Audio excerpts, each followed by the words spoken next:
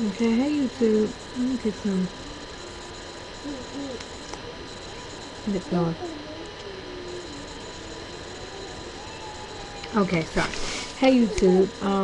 I'm back to do my labor and delivery story. I did it before, but I was leaving things out, so I decided to do it over. Hopefully, I can remember exactly what happened. But yeah. So it all started October 23rd, 10 o'clock that morning. Um, I was getting so frustrated, like so frustrated, y'all.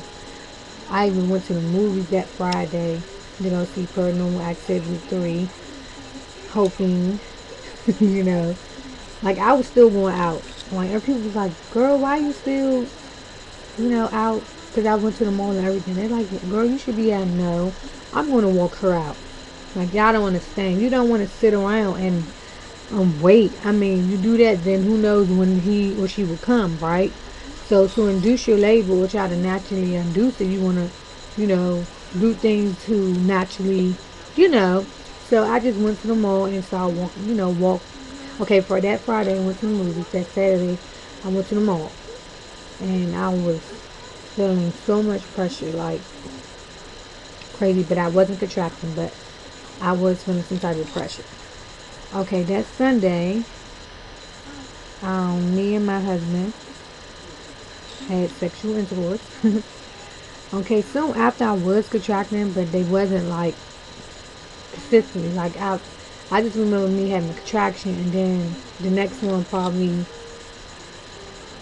would come 15 minutes later. They was like irregular, so I really didn't pay no attention to it. But I was having contractions throughout the day, but they wasn't, and they wasn't strong.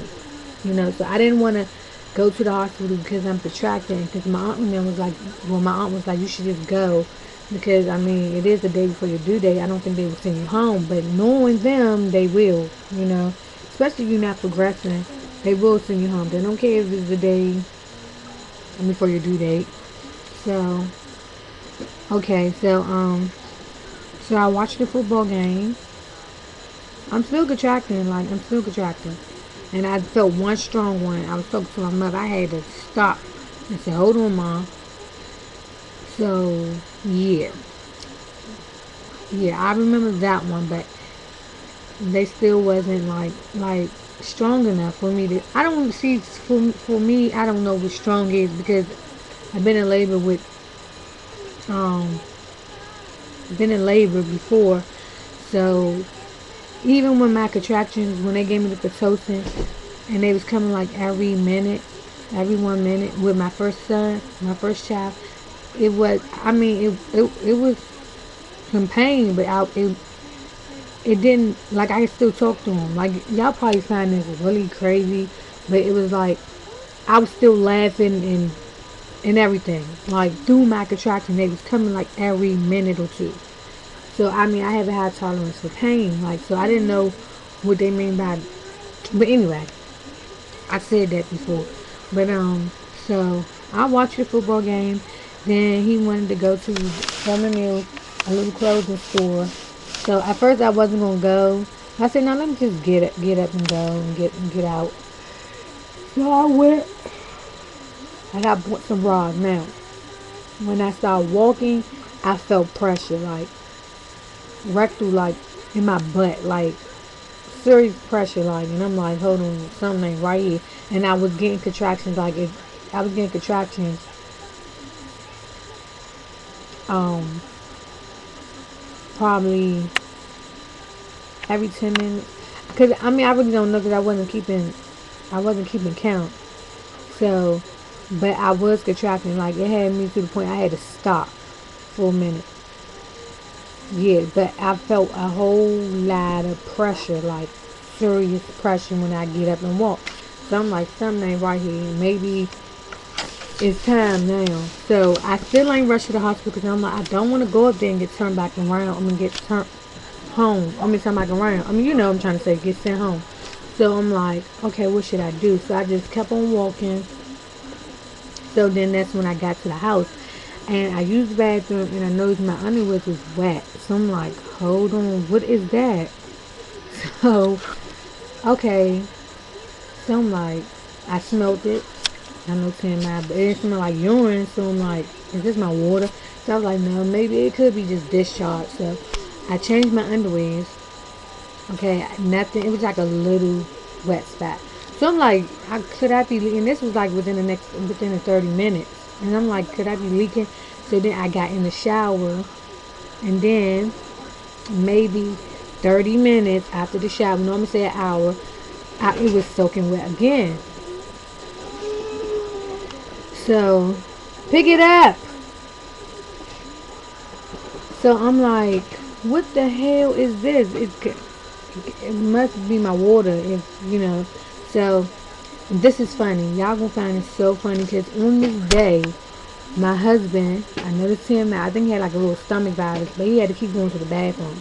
Like he had diarrhea, and it's just funny because you know when we in labor, before we go into labor, we get diarrhea because you know it helps cleanse your body out. But he was, I guess he was doing it for me. I guess because it was just, I just found that very funny, and I didn't even think about it until after the fact. Like, hold on, that's a coincidence. You had diarrhea on the day I, was in labor. But anyway, so I told him, I was like, look, I think we need to go to the hospital because I think my water is leaking or something because my underwears are like soaking wet.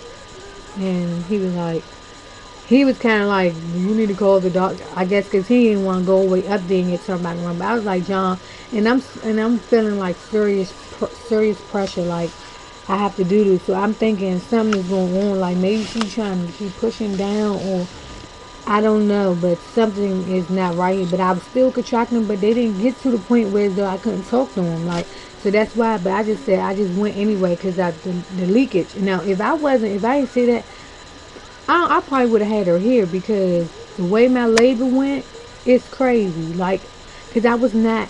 See, when they say that's why I don't like when they say your contractions gotta be unbearable. Like, if I'm contracting every 5 minutes, strong or not, don't consider labor. So anyway, so okay, we went up to the hospital or whatever. I'm contracting, and I don't think they still was. Maybe I don't know, cause I don't even remember contracting every 5 minutes. Now I would have remember that, but I don't remember that. But I know I was in. Once I started walking, that's when the pain was. I mean, and I kept getting the sharp pain in between my legs, like that sharp pain, like she's sitting on a nerve, and I was getting that all through the whole walk to the labor and delivery. I could not walk. That's how I knew I'm having her today because something is not right. Like I could not walk. Like I had to keep holding on a rail, and I mean, and when I started walking, my back was, oh, terrible. So, okay, once I get in there, I'm contracting every 5 minutes. Now they starting to get strong now, and I guess it was the way I'm laying because when I'm on my back, they wasn't as strong as they was when I was on my side. So that's when I knew what they mean by unbearable because I couldn't even talk to them. I had to breathe through them. So anyway, I need to make it fast. So okay, you know how they ask you a bunch of questions or blah blah blah. So the resident doctor came in to check to see if my water, but it wasn't my water. Maybe discharge, I guess. Um, she checked me. She said I was 5 centimeters. Now, then she started talking about, well, we're gonna see if you progress from here, and if not, you know what that means. I'm like, hold on, no, I was 3 centimeters just Thursday, and my doctor's appointment. And if I'm 5 now, I'm making some type of progress. Y'all not sending me home. No. And in these contractions, I said, oh, y'all must want to give me some pain medicine for these contractions because these contractions are killing me and I'm not going home like this. So I don't know what the hell she was talking about, but I already knew I was getting admitted because the same thing happened with my youngest son. I went from 3 to 5 and they said I was getting admitted. It was no ifs, ands, or buts about it. I don't know what the hell this doctor was talking about. But anyway, so the nurse came in and she asked her, the nurse already had the IV, so she already knew I was getting admitted. But she was asking her, Sorry about that. But she was asking her, you know, is she going to get was I going to get admitted? And the nurse said, yeah, of course. She's 5 centimeters and she's in active labor. You see, she got a breech door contraction. She's saying, oh, well, you know, a lot of people walk around fast. No, no. But anyway, I got admitted. But that right there just made me mad because I'm like, hold on, Mo. Like, I was just 3 centimeters on Thursday, so don't even try to play me. Sorry, the ghetto side, the ghetto came out of me. But anyway, so yeah, so yeah, so they came in with the papers or whatever, and hooked my IV up, and they was getting my room ready or whatever. And first, before I get to that, here go my husband. Like, I guess because he already knew I was getting admitted before the nurse came in there, and so I told my mother, I was like, yeah, they gonna admit me. And here he go. How you know they gonna admit you? They ain't say. I said, John, I'm 5 centimeters and I'm contracting every 5 minutes. I'm in labor. They're not sending me home. I'm in active labor. I can't talk through my contractions. Like he was just like irking me. Just he. Anyway, so they got my room ready. So what happened? Once I got in the room, they didn't give me no Pitocin or anything. They just checked me. I was still fast. Now this is around 10 something. Now keep up with the time, y'all. Then you know I'm gonna stop it right here, and I'm gonna do a part 2 because I don't want this thing to cut me off. So stay tuned for the next video.